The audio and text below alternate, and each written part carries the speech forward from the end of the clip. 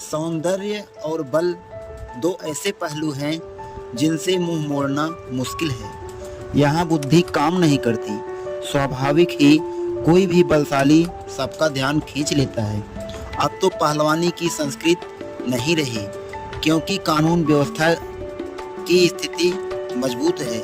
किसी को एक थप्पड़ मारना भी अपराध के रूप में दर्ज हो सकता है। पर गांव के पहले के दौर में पहलवानों का अलग ही जलवा था। गांव-गांव में पहलवान हुआ करते थे और उनसे जुड़ी अजब गजब संस्कृति हुआ करती थी। जिस गांव में पहलवान नहीं होते थे, अक्सर उस गांव को धन या रसद देकर कीमत चुकानी पड़ती थी। जी हाँ, नमस्कार दोस्तों, हम आज बात कर रहे हैं जाने माने पहलवान दारा सिंह के बारे में, जिनकी अभी हाल ही में जन्मशती थी। एक बार पंजाब में धर्मचक गांव में सुबह सुबह ही एक पहलवान आधमका। उसने ललकारा कि क्या कोई है गांव में जो कुश्ती के मुकाबले के लिए सामने आए। गांव भर में दहशत फैल गई। खैर, गांव के पास एक दो पहलवान थे। उनमें से एक ने लखा सिंह की भुजाएं फड़क उठी कि अपने गांव को किसी ने ललकारा है, धूल चाटकर ही लौटना चाहिए। लखा सिंह जब मुकाबले के लिए तैयार हुए, तब पूरा गांव उनके पीछे खड़ा हो गया।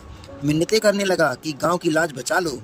लखा सिंह पर टकटकी लगाए खड़ी भीड़ में अचंभित एक बच्चा दीदार सिंह भी था। उसने पहली बार लखा सिंह की भीमकाय कदकाठी पर गौर किया। अद्भुत इंसानी शरीर है या कोई जादू।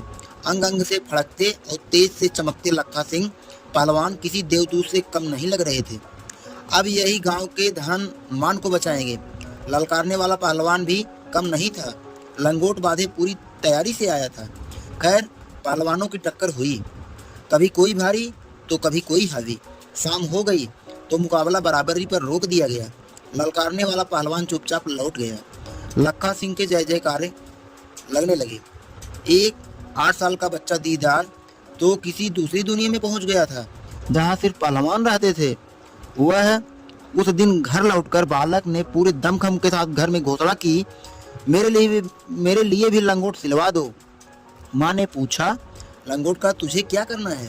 दीदार सिंह ने उत्साह से लबरेज जवाब दिया, मैं भी दंड बैठक करूँगा। पहलवानी में खूब मन रमने लगा। लखा सिंह पहलवान भी दिन भर खेतों में काम करते थे और शाम को कुएं पर नहाते थे। बालक दीदार लगभग रोज चुपचाप कुएं के चबूतरे पर बैठ जाते और लखा सिंह को मुग्ध भाव से निहारा करते थे कि काश ऐसा ही शरीर मेरा भी हो जाए तो मज़ा आ जाए। दीदार भी अब रोज लंगोट कसते, बदन पर तेल लगाते और दंड बैठक में जुट जाते। छोटे मोटे मुकाबलों में भी उतरने लगे थे। एक बार गांव के सरपंच ने मुकाबला कराया तो दीदार के खिलाफ एक बड़े किशोर पहलवान जमाला को उतार दिया गया। जमाला खानदानी पहलवान था, तो लोग तय मान रहे थे कि दीदार कुछ ही देर में ढेर हो जाएगा, पर कुछ ही देर में जमाला चित्त हो गया। फिर क्या था, गांव के लोगों ने दीदार को कंधे पर उठा लिया। जय जयकारे लग गए।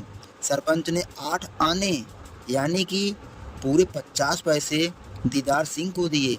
यह पहलवानी की दीदार सिंह की पहली कमाई थी। गांव में धूम मच गया कि दारे ने जमाले को चित्त कर दिया। बहरहाल, दीदार उर्फ दारे उर्फ दारा के परिवार के पास ज़्यादा जमीन नहीं थी। गरीबी की वजह से पढ़ाई तो स्कूल में ही छुड़वा दी गई। खेतों में कड़ी मशक्कत में लगा दिया गया। अंततः हालात ऐसे बने कि दारा को भी अपने चाचा के साथ सिंगापुर जाना ही पड़ा। ड्रम बजाने वाली कंपनी में काम भी मिला। लगने लगा कि सारी पहलवानी मजदूरी में बह जाएगी। हालांकि तब 18 साल के हो चुके दारा की पहलवानी, चाल और ऊर्जा कदकाठी किसी से छिपती नहीं थी। लोग ही उन्हें प्रेरित करते, कहाँ मजदूरी में खर्च हो रहे हो, पहलवानी करो पहलवानी। किस्मत का खेल शुरू हुआ।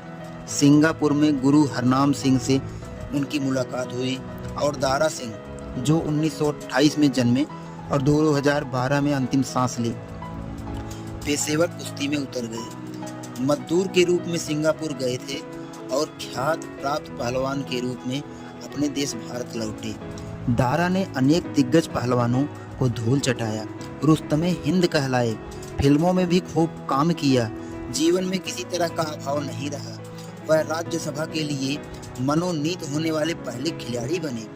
19 नवंबर को जन्मे दारा सिंह को टीवी धारावाहिक रामायण में हनुमान की भूमिका के लिए याद किया जाता है। सबसे बड़ी बात, उनके पहलवान शरीर में एक बहुत बेहतरीन इंसानी दिल का वास था। अपने अंतिम दिनों में जब कोई उनसे पूछता था कि आपकी अंतिम इच्छा क्या है, तो वह बोला करते थे, बस इतना करो कि टीवी पर रामायण लगा दो, एक बार देख लो। तो दोस्तों, कैसी लगी दारा सिंह से संबंधित ये जानकारी कमेंट बॉक्स में ज़रूर लिखिएगा।